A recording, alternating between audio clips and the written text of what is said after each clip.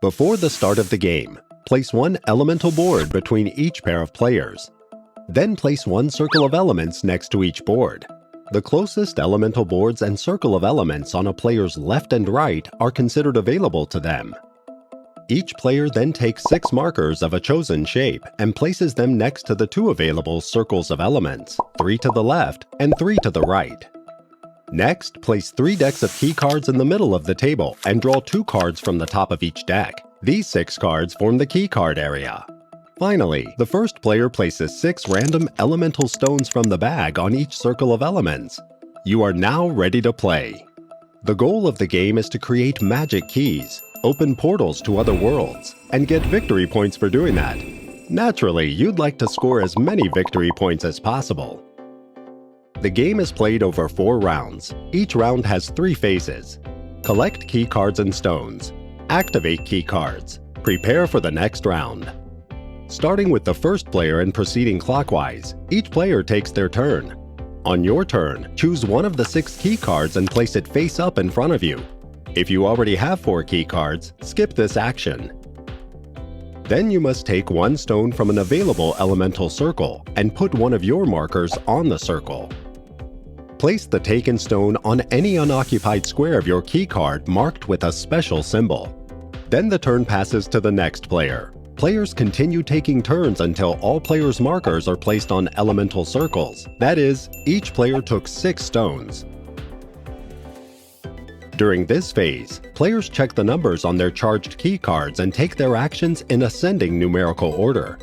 A key card is considered charged when all of its marked special squares have stones. To activate a key card, transfer all stones to an available elemental board to the left or to the right, keeping their arrangement and mutual position.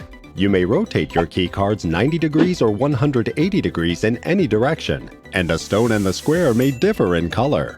You may even transfer stones to occupied squares, but in this case, these stones immediately return to the bag and do not score you any victory points. After activating the key card, you receive victory points for color match. The more matches, the more points. You also gain points for color adjacency, that is, for adjacent stones of the matching color that were already on the board. You get 1 victory point for each adjacent stone of the same color. In this example, the player gets 2 points for color match and 3 points for color adjacency.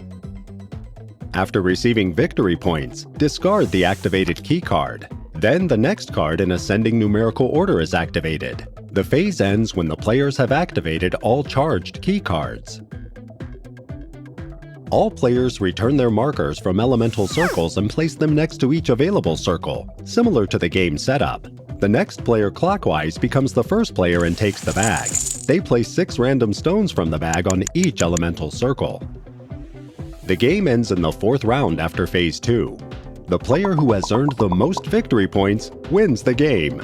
But that's not all. If you want to vary the game, you can use additional modules with new rules. The Secret Signs module allows you to gain extra victory points if on any of your available elemental boards there are stones of the same color and pattern as on your Secret Sign card. And the Magic Spells module allows you to spend elemental stones to use special abilities like replacing stones, activating uncharged key cards, or returning stones from elemental boards to the bag.